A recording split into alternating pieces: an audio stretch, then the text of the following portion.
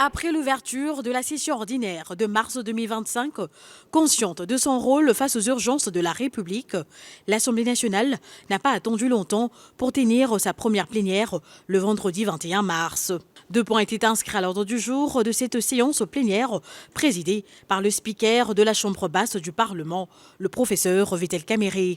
Il s'agissait notamment de l'adoption du projet de calendrier de la session ordinaire de mars ainsi que du vote du projet de loi portant prorogation de l'état de siège dans les provinces du Nord Kivu et de l'Ituri. Dans sa communication, le président de l'Assemblée nationale est revenu sur la situation sécuritaire qui prévaut dans la partie est de la République démocratique du Congo, occasionnée par une guerre injustement imposée à la RDC par le Rwanda, tapé derrière ses supplétifs du M23 AFC. Avec des mots tendres et chaleureux, le professeur Vital Kamerhe a rappelé à la population du Nord et Sud Kivu et celle de l'Ituri, première victime de cette situation, ainsi qu'aux forces combattantes, que la République tout entière, derrière le commandant suprême, Félix-Antoine Tshisekedi Tshilombo, œuvre pour le retour de la paix. Que nous ne les oublions pas, que leurs souffrances sont aussi les nôtres et que la paix sera restaurée sur l'ensemble du territoire de la République démocratique du Congo.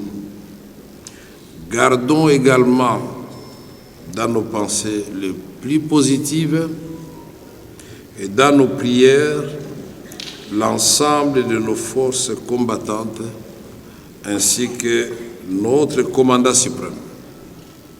Qu'ils sachent, nos forces combattantes, le commandant suprême, le président de la République, que nous mesurons pleinement les sacrifices qu'ils consentent chaque jour pour défendre la patrie et préserver son unité. Que Dieu les bénisse et qu'il bénisse la République démocratique du Congo. Après son adoption par la conférence de présidents le même vendredi, conformément à l'article 64, alinéa 4 du règlement intérieur de l'Assemblée nationale, le projet de calendrier de la session de mars 2025 a été adopté par l'Assemblée plénière. Ce calendrier comporte 2 grandes rubriques, à savoir le matière non législative, 9 au total, et les matières législatives, dont 5 arriérés législatifs, ainsi que les nouvelles matières. S'agissant de matières non législatives, il y a entre autres la validation de pouvoirs de nouveaux élus de Massi-Manimba et Yakoma, ainsi que les suppléants de ceux ayant opté pour des fonctions autres, le rapport synthèse de rapport de vacances parlementaires, le contrôle parlementaire avec des questions écrites, orales et des interpellations, l'examen du rapport annuel des activités de la Commission électorale nationale indépendante, l'examen du rapport annuel des activités de la Commission nationale de droits de l'homme, l'examen du rapport annuel des activités du Conseil supérieur de l'audiovisuel et de la communication, l'examen de résolution du Conseil supérieur de la Cour de compte scindé en 2, le rapport des activités de la Cour de compte, puis les résolutions sur les promotions, mises en retraite et autres nécessitant une commission spéciale. Et pour finir, le rapport des commissions permanentes défense et sécurité, relations extérieures ainsi qu'économiques et financières ayant travaillé pendant les vacances parlementaires. Dans la rubrique de matières législatives figurent les arriérés législatifs, entre autres, le projet de loi portant ratification de l'ordonnance loi numéro 24/002 du 22 janvier 2024 portant autorisation de la ratification de la Convention de l'Union africaine sur la prévention et la lutte contre le terrorisme. La loi relative à l'aménagement du territoire renvoyée en 2e lecture par la présidence de la République. La proposition de loi modifiant et complétant la loi numéro 22-069 du 27 décembre 2022 relative à l'activité et au contrôle des établissements de crédit en RDC. La proposition de loi portant création, organisation et fonctionnement de l'Ordre national de nutritionnistes et diététiciens de la RDC. La proposition de loi portant modification du décret du 30 janvier 1940 portant code pénal congolais, spécialement la suppression de peines de servitude pénale et de travaux forcés. Et pour finir, ainsi que les nouvelles matières ont été adoptées à l'unanimité par la représentation nationale. S'agissant de la prorogation de l'état de siège dans une partie du pays, dernier point à l'ordre du jour de cette plénière, C'est le vice-ministre de la Justice et Contention internationale, Samuel Mbemba, qui a, au nom du gouvernement, présenté ces textes de loi afin de solliciter son vote par la plénière. Après débat et délibération, sous l'œil vigilant du président de l'Assemblée nationale, au vu de la sensibilité de cette matière sécuritaire, le projet de loi portant autorisation de l'état de siège dans une partie du pays a été à la majorité. À quelques jours de la fin du mois de mars, mois dédié aux femmes, le président de l'Assemblée nationale, l'honorable Vital Kamerhe, a eu l'honneur de recevoir le vendredi 21 mars 2025 dans son cabinet de travail une délégation des femmes parlementaires composée de l'honorable Persine Zouzi, de l'honorable Riziki Maneno, de l'honorable Daïda Moleka ainsi que de l'honorable Antoine Tabala. Cette délégation des femmes parlementaires était venue faire connaître au speaker de la Chambre basse du Parlement leurs initiatives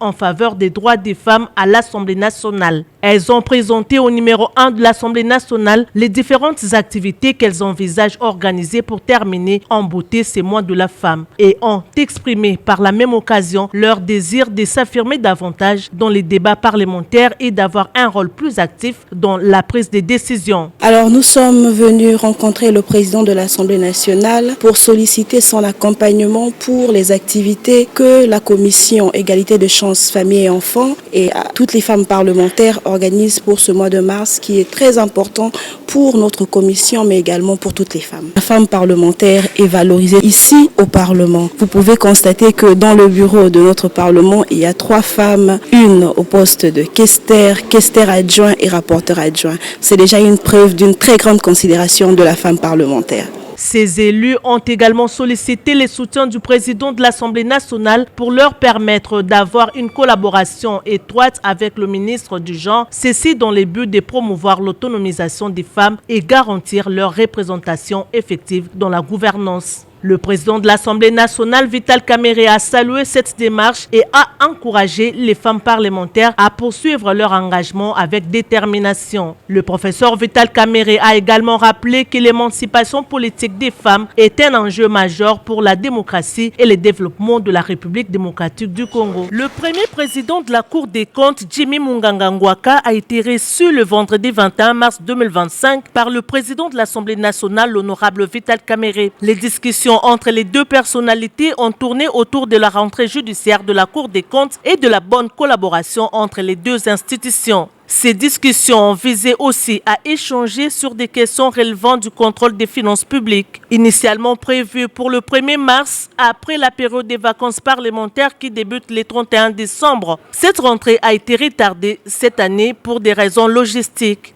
À l'issue de cet entretien, Jimmy Munganga Ngwaka a rappelé les rôles fondamentaux de la Cour des comptes dans l'architecture institutionnelle du pays et son lien organique avec l'Assemblée nationale. Vous savez d'abord que la Constitution dit que la Cour des comptes relève de l'Assemblée nationale. Donc la Cour des comptes a des relations très étroite avec l'Assemblée nationale. Donc il est tout à fait normal que de temps en temps, que le président de l'Assemblée nationale, l'honorable président, invite le premier président pour obtenir certaines informations en rapport avec le fonctionnement de la Cour des comptes.